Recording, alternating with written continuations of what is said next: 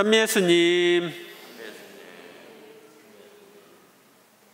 오늘은 연중 제24주일입니다. 오늘의 독서와 복음은 우리가 믿고 따르는 메시아는 어떤 분이시고 우리는 그분을 어떻게 따라야 하는지를 알려줍니다. 첫째, 제1독서에서 이사야 예언자는 주님 종의 노래를 통해 메시아의 고난을 예언합니다. 나는 매질하는 자들에게 내 등을, 수염을 잡아 뜯는 자들에게 내 뺨을 내맡겼고 모욕과 수모를 받지 않으려고 내 얼굴을 가리지도 않았다. 구약의 이사야서에 예언된 메시아는 인간의 죄를 속죄하기 위하여 매질을 당하고 모욕과 수모를 당하는 분이십니다. 둘째, 오늘의 복음에서 예수님은 베드로의 신앙 고백을 들으신 후 당신이 고난을 겪을 것을 가르치심으로써 당신이 구약에 예언된 메시아이심을 알려줍니다. 예수님께서 다시 그러면 너희는 나를 누구라고 하느냐 하고 물으시자 베드로가 스승님은 그리스도이십니다 하고 대답하였다. 스승님은 그리스도이십니다라는 베드로의 대답은 스승님께서는 메시아이십니다라는 뜻입니다. 왜냐하면 그리스도라는 그리스어는 히브리어로 메시아이기 때문입니다. 메시아, 그리스도를 한국어로 번역하면 어떻게 될까요? 구원자, 구세주가 됩니다. 원래 베드로의 대답은 스승님은 메시아이십니다 였는데 그리스어로 성서가 쓰이면서 메시아가 그리스도로 번역된 것입니다. 그러자 예수님께서는 제자들에게 당신에 관하여 아무에게도 말하지 말라고 엄중히 이르셨다. 왜 당신이 메시아라는 걸 말하지 말라고 했을까요? 예수님께서 당신이 메시아이심을 아무에게도 말하지 말라고 하신 이유는 그 당시 사람들이 메시아는 로마의 지배에서 자신들을 구원할 뿐 정치적으로 위대한 왕이 되실 분으로 생각하고 있었기 때문입니다. 즉 세상적인 메시아를 기대하고 있었기 때문입니다. 예수님께서는 그 뒤에 사람의 아들이 반드시 많은 고난을 겪으시고 원로들과 수석 사제들과 율법학자들에게 배척을 받아 죽임을 당하셨다가 사흘 만에 다시 살아나셔야 한다는 것을 제자들에게 가르치기 시작하셨다. 예수님께서는 당신이 로마 제국의 압제에서 민족을 구원할 메시아가 아니고 구약의 인류를 죄에서 구원하기 위해 고난받는 종으로 예언된 메시아이심을 가르치기 시작하셨습니다. 예수님께서는 이 말씀을 명백히 하셨다. 그러자 베드로가 예수님을 꼭 붙들고 반박하기 시작하였다. 베드로의 메시아에 대한 생각은 그 당시 사람들이 기대했던 것처럼 로마의 지배에서 구원해줄 정치적 메시아를 생각했을 것입니다. 그리고 주님의 나라가 서면 자신은 부귀영화를 누리리라고 생각했을 것입니다. 그런데 예수님께서 많은 고난을 겪고 지도자들에게 배척을 받아 죽는다는 이야기를 듣자 메시아는 그런 분이 아니라고 반박했을 것입니다.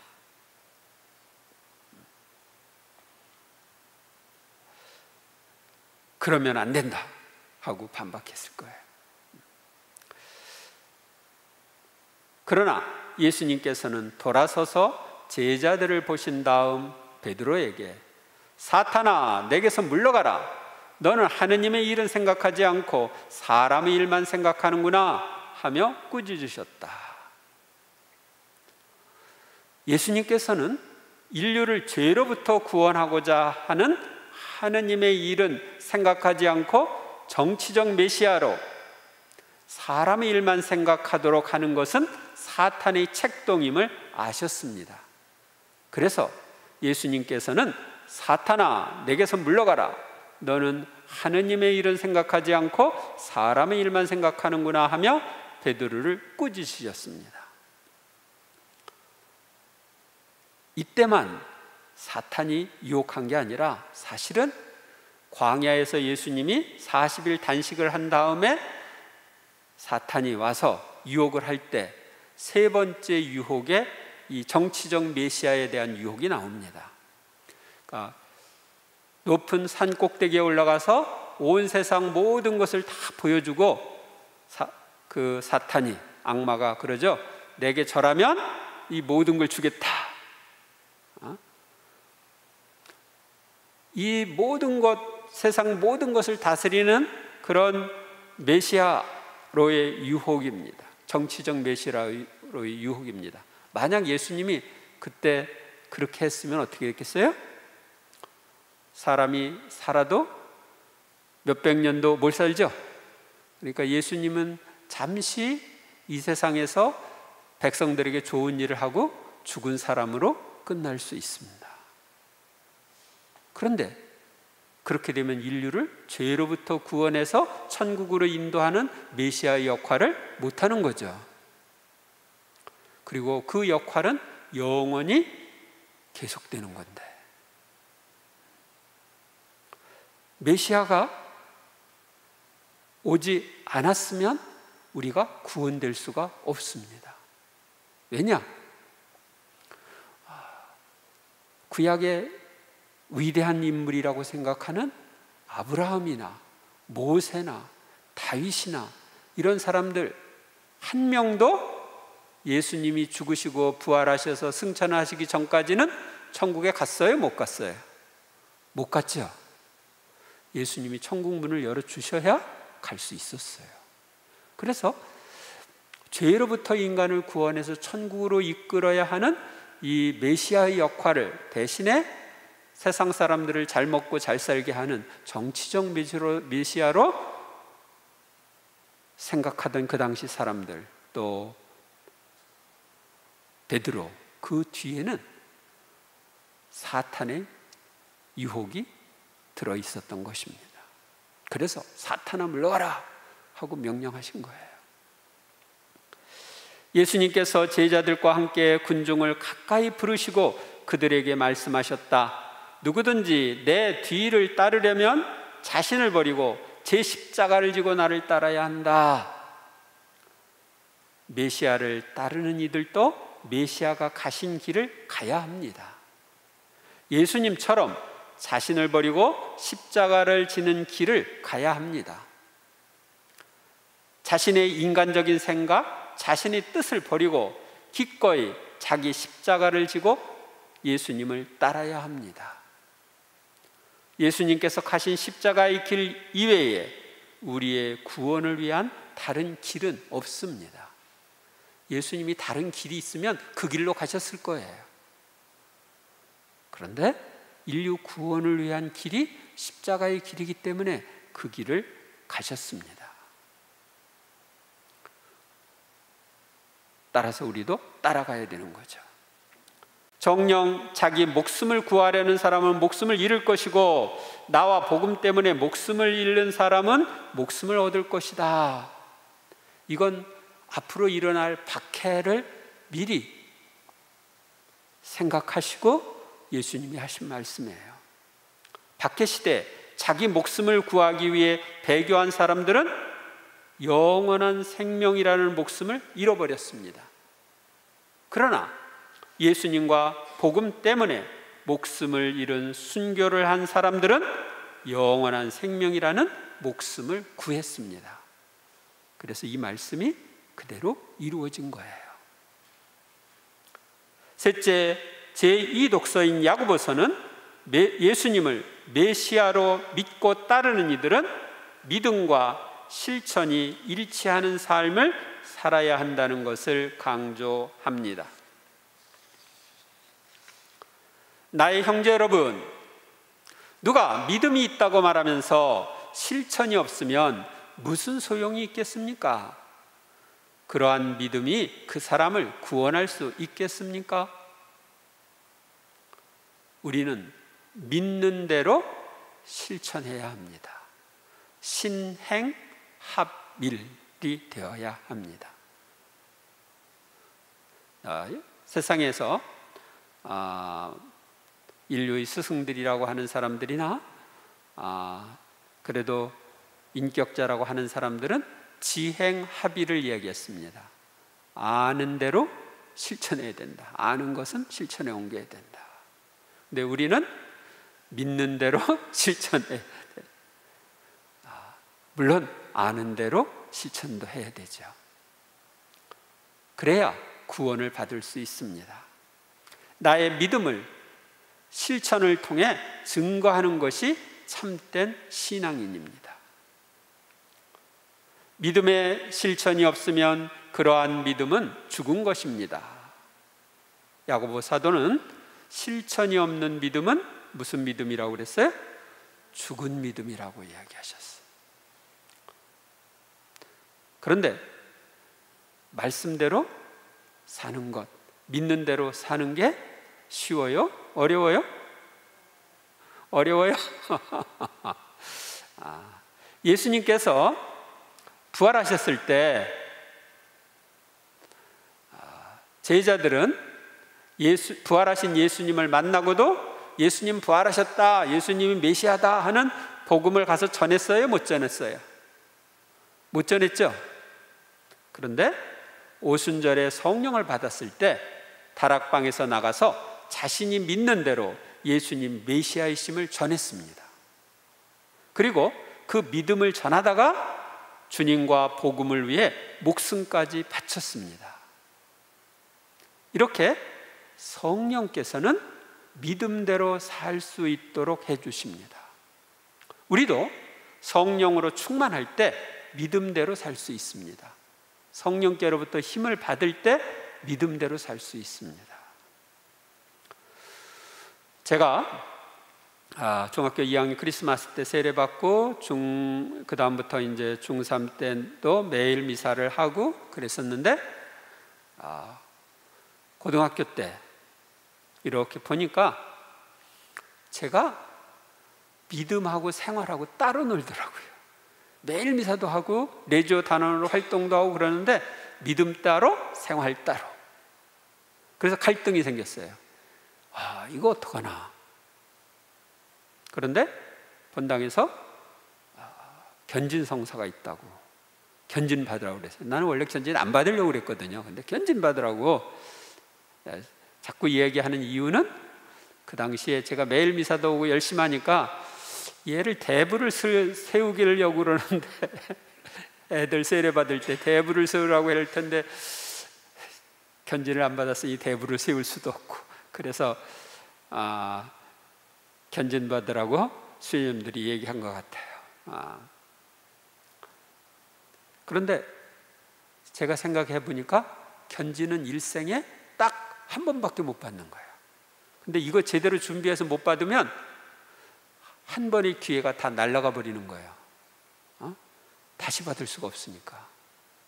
그래서 견진 준비를 잘해서 받자 해서 열심히 준비를 잘해가지고 받았습니다. 그렇게 하니까 견진 성사 후에 내가 바뀌었어요. 어떻게 바뀌었나? 신앙과 생활이 일치되는 삶을 살 수 있게 되었어요. 복음 말씀대로 사는 것, 믿는 대로 사는 게 쉬워졌어요. 그리고 이거 믿는 대로 살지 않으면, 복음 말씀대로 살지 않으면 이거 손해보는 인생을 사는구나 하는 걸 알게 됐어요. 그래서 이렇게 신앙과 생활이 일치하도록 성령께서 도와주시는 그런 체험을 했습니다. 여러분들은 대부분 다 견진을 받았는데 야, 이건 내가는 좋은 기회를 날려버렸다. 어떡하지? 이런 생각을 하는 분들이 있을 수 있겠어요. 어떡할까요?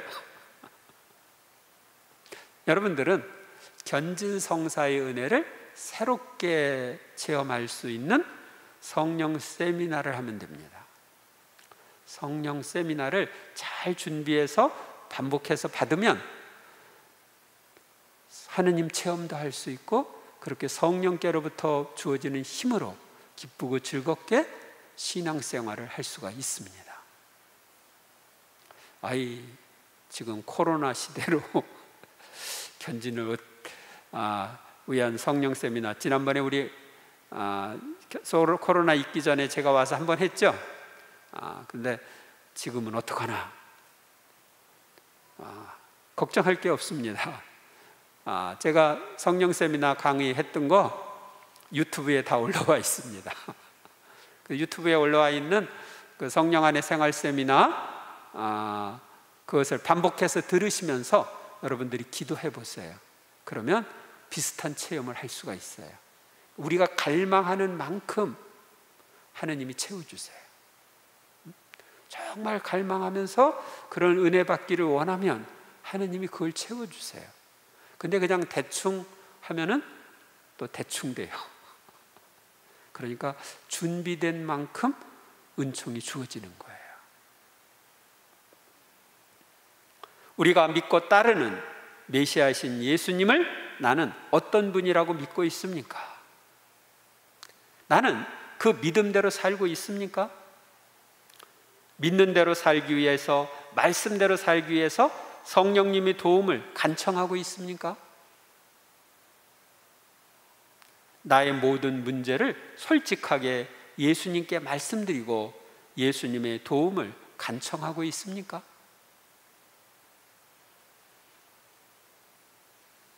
어느 신부님 이야기입니다. 그 신부님이 신학생 시절에 있었던 일입니다. 책을 읽어도 머리에 들어오지 않아서 논문도 못 쓰고, 담배를 끊고 싶은데 끊을 수도 없고, 몸은 약하고, 그래서 성소가 없다고 생각해서 이제 신학교를 나오려고 할 때 있었던 일입니다. 이제 신학교에 나가야 되겠다 생각하고 신학교를 떠나기 전에 성체 예수님께 모든 것을 말씀드리고 하직 인사를 했다고 합니다. 이제 내가 도덕해 이렇게 이러저러해서 신학교 생활 더 이상 할 수 없습니다. 나가겠습니다 하고 하직 인사를 하는데 예수님께서 내가 너를 사랑한다 하는 말씀을 하시더래요. 그래서 처음에는 예수님이 우리 다 사랑하는데 사랑한다는 거 당연한 거 아니야?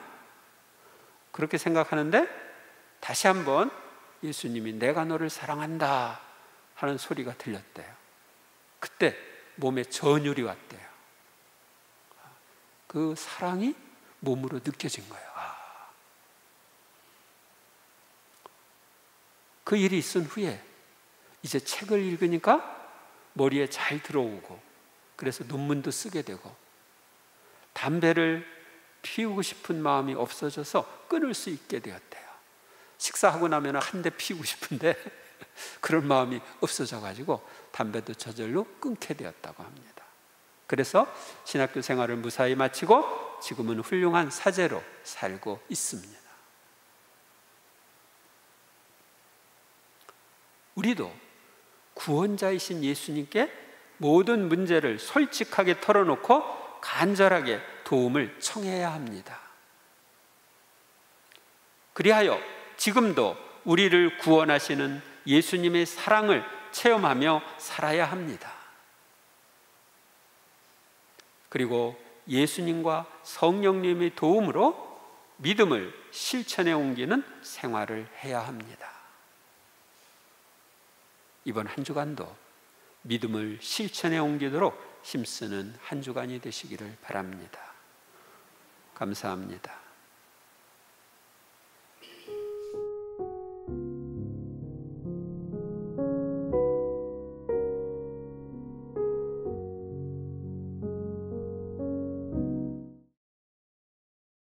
주님의 평화가 항상 여러분과 함께 사제 영과 함께.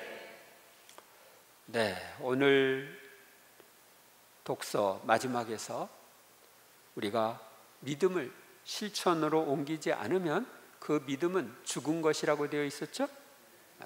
여러분들은 죽은 믿음을 갖고 싶어요? 산 믿음을 갖고 싶어요? 산 믿음을 갖고 싶죠? 산 믿음을 가지려면 어떻게 해야 돼? 믿는 것을 실천해야 돼요. 믿음대로 살아야 되는 거예요. 아셨습니까? 그래서 오늘 평화 인사는 믿음대로 삽시다. 평화 인사 나누십시오. 믿음대로 삽시다. 믿음대로 삽시다.